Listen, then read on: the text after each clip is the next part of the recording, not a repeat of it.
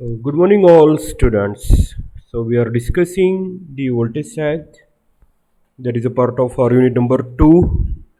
So, let us discuss today where do the voltage sag occurs basically.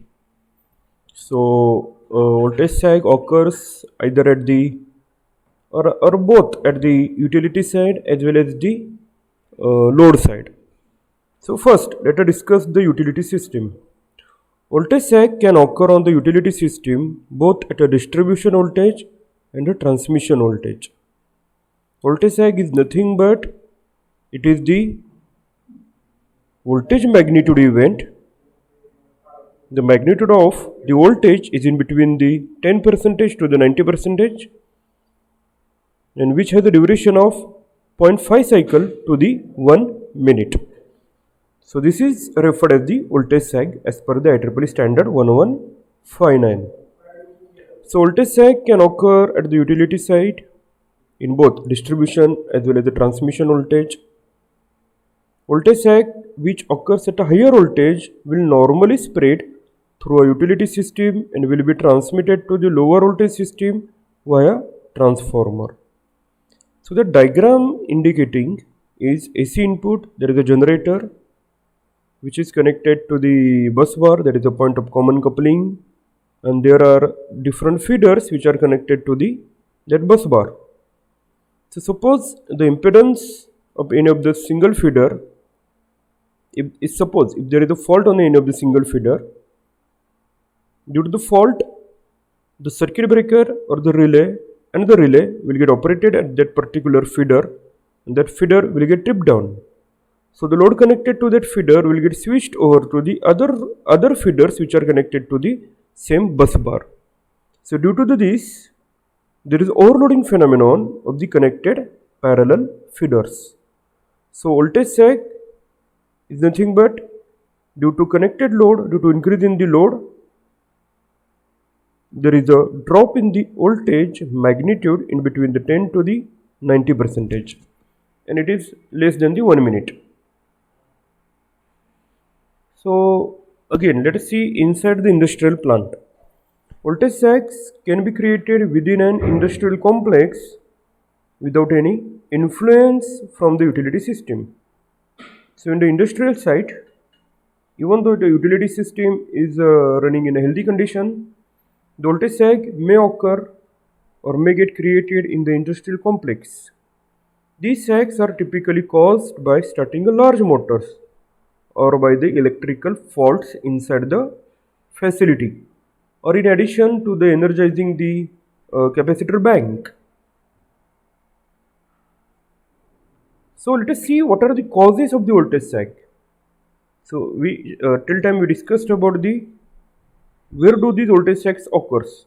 Utility system, load circuit, load side basically. And let us see now the causes of the voltage sag. So in the utility system, the voltage sag cause is due to the operation of the recloser and a circuit breaker. If for any reason a substation circuit breaker or a recloser is tripped, any reason, that may be due to the fault or human error or for the outage purposes, suddenly the circuit breaker or a recloser is tripped, then the line which it is feeding will be temporarily disconnected.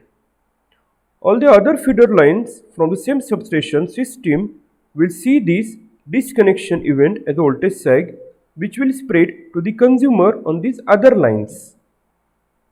The depth of the voltage sag at the consumer's site will vary depending on the supply line voltage and the distance from the fault. So at the utility side, if at the generator side where we are generating the electricity, due to the sudden tripping of the recloser or the circuit breaker of any single feeder, that feeder will get disconnected. So the load on that feeder will get transmitted to the parallel connected other feeders.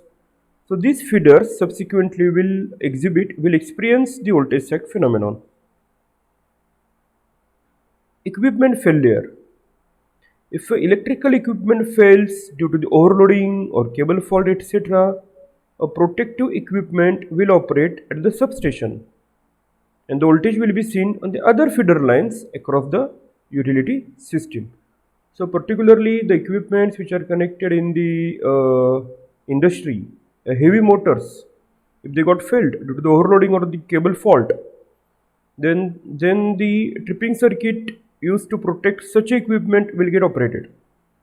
So obviously that will create the voltage sag on the adjacent or neighboring system. The bad weather. Let us discuss the bad weather. The thunderstorms and the lightning strikes causes a significant number of the voltage sags.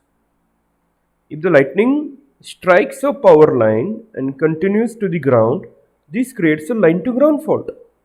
It's nothing but the line to ground voltage sag.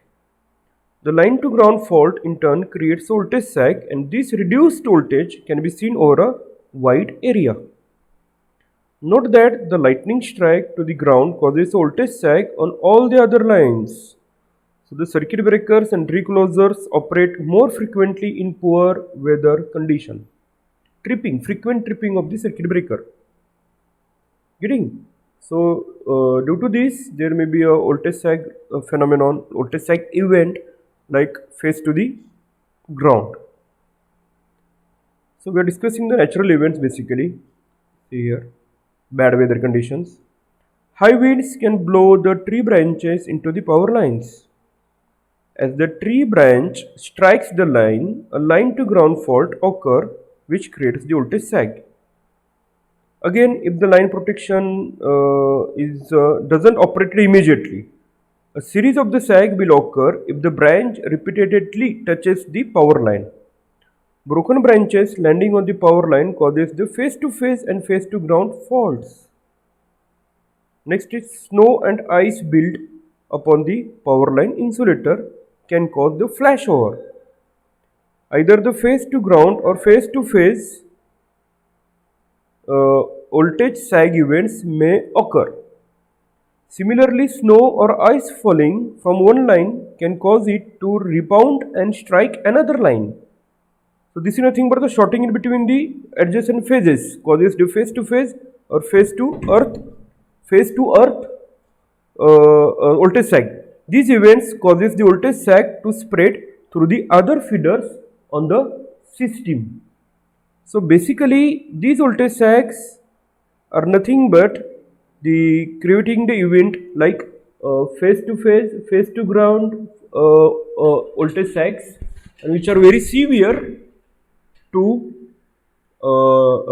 system. Thank you for your patient listening. We'll discuss the next point by tomorrow.